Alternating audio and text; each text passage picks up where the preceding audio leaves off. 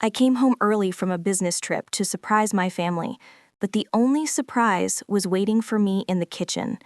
My 10-year-old daughter, Sophie, was sitting at the table, staring at her homework like a zombie. She looked pale, exhausted, and terrified.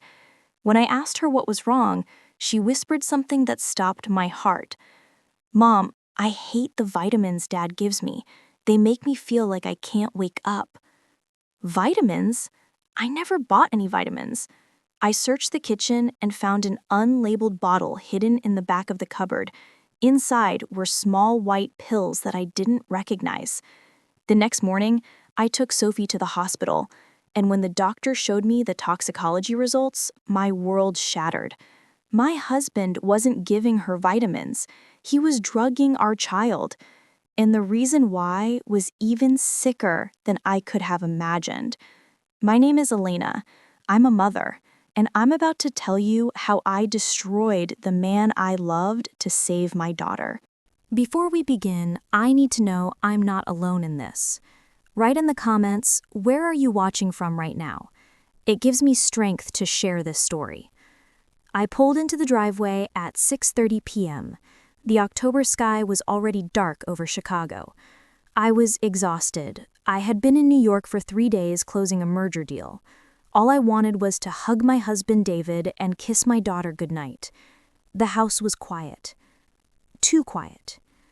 "David? Sophie?" I called out. No answer. I walked into the kitchen. Sophie was sitting at the table. Her math book was open, but she wasn't writing. Her head was resting on her arms. "Hey, baby," I said softly. She jumped, blinking slowly like she was waking up from a deep sleep. "Mom?" Her voice was thick, slurred. "Honey, are you okay?" I rushed over and felt her forehead. No fever, but her skin was clammy and pale. "I'm just tired," she mumbled. "So tired." "Where's Dad?" "He went to pick up dinner. Thai food." I sat down next to her. This wasn't normal tiredness. Sophie was a ball of energy. She was the kid who did cartwheels in the living room until bedtime. Now, she looked like a ghost. "Sophie, look at me. Have you been sleeping okay?" She started to cry, silent tears rolling down her cheeks. "Mom, can I stop taking the pills?" I froze. "What pills?" "The vitamins. Dad gives them to me when you're gone. He says they help me focus, but they make me feel weird. I take one and then everything gets fuzzy and I sleep for a long time." My blood ran cold. David had never mentioned vitamins. I said, my voice trembling, "Show me." Sophie walked to the pantry. She reached behind the cereal boxes and pulled out a small, unlabeled orange prescription bottle. There was a piece of masking tape on it. In David's handwriting, it said, "Vitamins." I opened it. Small, round, white tablets. I didn't recognize them, but I knew one thing. Vitamins don't make your child slur her words. I put the bottle in my purse. "You did the right thing telling me, Sophie." I hugged her tight. "You are never taking these again." David came home 10 minutes later with takeout bags, smiling like Father of the Year. "Elena, you're early." He kissed my cheek. I wanted to scream. I wanted to throw the bottle in his face, but my lawyer brain took over. "Don't show your hand until you have the winning cards." "Surprise!" I forced a smile. "I caught an earlier flight." I watched him that night. I watched him laugh with Sophie, watched him tuck her in. It made me sick. The next morning, I waited until David left for work. Then I woke Sophie up. "We're going to the doctor," I said. I took her to Northwestern Memorial Hospital. Dr. Foster, a pediatrician I had known for years, met us. I handed her the bottle. "David has been giving these to Sophie. She says they make her pass out." Dr. Foster frowned. She took the bottle and Sophie's blood for testing. We waited for an hour. It was the longest hour of my life. When Dr. Foster came back, she wasn't smiling. She closed the door. "Elena," she said gravely, "these aren't vitamins. This is diphenhydramine, high-strength sleeping pills, and Sophie has high levels in her blood." I gasped. "Sleeping pills?" "Yes. In an adult, they cause drowsiness. In a 10-year-old child, repeated doses can cause confusion, memory loss, and even respiratory failure. Elena, he is drugging her." I drove home in silence. Sophie fell asleep in the car within minutes. Why? That was the only word in my head. Why would a father drug his own child? Was he trying to hurt her? Was he just lazy and didn't want to parent while I was gone? I needed to know. I stopped at an electronics store on the way home. I bought 3 hidden cameras disguised as phone chargers. I dropped Sophie off at my mother-in-law's house, Margaret, David's mother. "Is everything okay?" Margaret asked. "You look pale." "I just need to do some deep cleaning at the house," I lied. "Can Sophie stay for a few days?" "Of course." I went back to the house. I plugged in the cameras. 1 in the living room facing the couch, 1 in the kitchen, 1 in the hallway. I synced them to my phone. Then I sat in my car and texted David. "Honey, my boss needs me back in New York for an emergency meeting. I'm leaving tonight. Be back Friday." He replied instantly. "Oh no, that sucks. Safe travels, babe. Love you." I drove 2 blocks away, parked my car in a dark corner of a shopping center parking lot, and opened the app on my phone. I was about to watch my life fall apart. I watched the feed from my phone. At 5:30 p.m., David came home. He was whistling. He walked into the kitchen, opened a beer, and checked his phone. He looked excited. He didn't look for Sophie. He didn't call his mother to check on her. He just looked at the clock. At 6 p.m., the doorbell rang. David practically ran to the door. He opened it. A woman stood there. She was young, maybe 25, blonde hair, red dress. I zoomed in on the screen. It was Sarah. Sarah was the receptionist at David's architectural firm. I had met her at the Christmas party. She had told me how much she admired my career. David pulled her inside and kissed her. I felt like I'd been punched in the stomach. "Is she gone?" Sarah asked, pulling away. "Yeah, she's in New York until Friday," David laughed. "And the kid is at my mom's. We have the whole house." "Good," Sarah giggled, "because last time I was scared the kid would wake up." "Don't worry," David said, walking her to the couch. "I gave her the special vitamins. She sleeps like the dead when she takes those." I dropped my phone. It hit the floor of my car with a thud. I picked it up, my hand shaking so hard I could barely hold it. Last time, special vitamins? He wasn't just lazy, he wasn't just a cheater. He was drugging our daughter so he could bring his mistress into our home while I was traveling. He was risking Sophie's life, risking her brain, her breathing, so he could have sex on my couch without getting caught. I watched them on the screen. I watched him pour her wine. I watched them laugh. He looked so happy. He looked like a man without a care in the world. He had no idea that his wife was sitting in a car 2 blocks away, recording every single second. I didn't storm in. I didn't call him screaming. I drove to a hotel. I checked in and sat on the bed. I downloaded the video clips. I saved them to the cloud. I saved them to a hard drive. Then I opened my laptop and logged into our bank accounts. I had been the primary earner for years. I trusted David to handle the bills. I searched for withdrawals. There they were. $400 at a jewelry store last month, $200 dinners at steakhouses on nights he said he was working late, $5,000 withdrawn in cash over the last 6 months. He was stealing from our family to fund his affair, and he was poisoning our child to hide it. I didn't sleep that night. I sat by the window watching the Chicago skyline, feeling a cold rage build inside me. Sadness is heavy, but rage is fuel. I wasn't just going to divorce him, I was going to destroy him. I called a lawyer the next morning, Janet. She was a shark.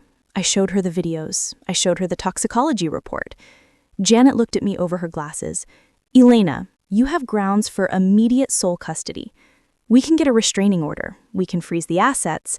But do you want to confront him first?" I looked out the window. Yes, I said, but not alone. I want an audience. I want his mother to see what he really is. Wednesday afternoon. I called Margaret, David's mother. Margaret, can you meet me at the house at 2 p.m.? Bring Sophie. I have a surprise. Of course, dear. She sounded happy. Is everything okay? Just come over, I said. I texted David next. Meeting ended early. I'll be home around 5 p.m. Can't wait to see you. I knew exactly what he would do. He would tell Sarah to leave by 4 p.m. to clear out before I got there, which meant at 2 p.m. they would still be there. I pulled into the driveway at 1:55 p.m. Margaret pulled up right behind me with Sophie. Sophie ran out of the car. Mom! I hugged her, holding her tight. Go sit in Grandma's car for a minute, honey. Put your headphones on. Watch a movie. Why? Just do it for Mommy, please. Sophie got back in the car. Margaret looked confused. Alina, what is going on? Margaret, I said, taking her hand, I need you to be strong. What I'm about to show you is going to break your heart, but I need a witness. Margaret went pale. Is David okay? David is alive, I said grimly. Come with me. We walked to the front door. I put my key in the lock and turned it silently. We walked into the hallway. I could hear music playing. Jazz. We walked into the living room. There they were. David and Sarah were on the couch. Sarah was laughing, feeding him a strawberry. His shirt was unbuttoned. They froze when they saw us. David jumped up, knocking a wine glass over. Red wine spilled all over the white rug. Elena, he shouted. Mom? Sarah scrambled to grab her purse, her face bright red. Oh my God, Margaret whispered. She put a hand over her mouth. What are you doing here? David stammered, You said you were coming at 5. I lied, I said calmly. Just like you lied about the vitamins. David's face went from panicked to terrified. What? The vitamins, David. The ones you give Sophie? I pulled the orange bottle out of my purse and slammed it on the coffee table. Dr. Foster analyzed them. They're sleeping pills. Sarah looked at David. You said they were allergy meds. You told me the kid out allergies. Shut up, David snapped at her. You drugged my granddaughter? Margaret's voice was low, trembling. She stepped forward. David, tell me it's not true.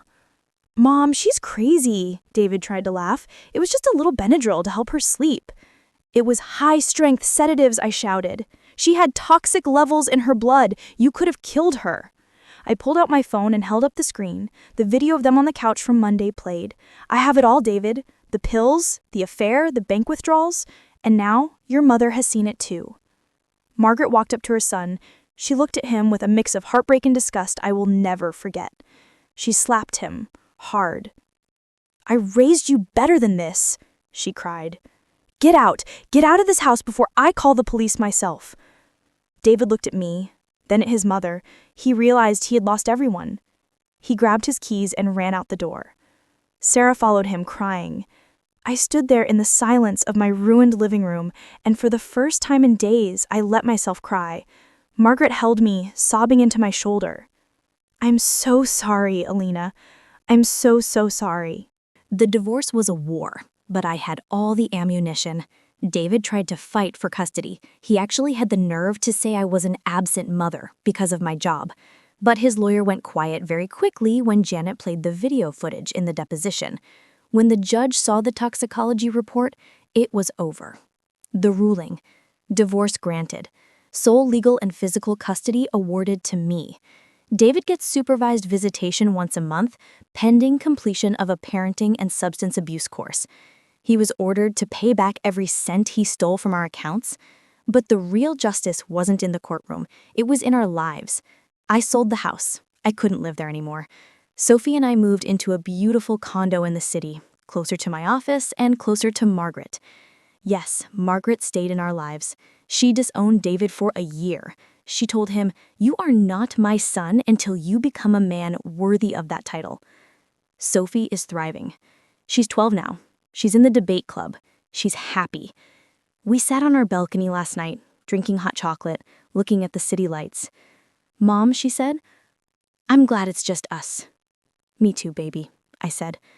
I looked at her. Clear-eyed, awake, safe. And I knew I had made the right choice. David lives in a small apartment now. Sarah left him the week after the confrontation. Turns out she didn't want a man with no money and a child abuse record. He calls sometimes. I don't answer. I kept the hidden camera. It sits in a box in my closet. It's a reminder. A reminder that trusting your gut is the most powerful tool a mother has. A reminder that even when your world burns down, you can build something better from the ashes. My name is Alina. I saved my daughter, and I would do it all again. If you are watching this and you feel like something is wrong in your home, please listen to that feeling. If your child tells you something strange, believe them. Don't dismiss the red flags because you're afraid of what you might find. The truth hurts, but lies can kill. I thank God every day that I came home early that night. I thank God I looked in that cupboard. We are safe now. And to anyone going through a betrayal, keep fighting. Your new life is waiting on the other side. Thank you for listening to my story.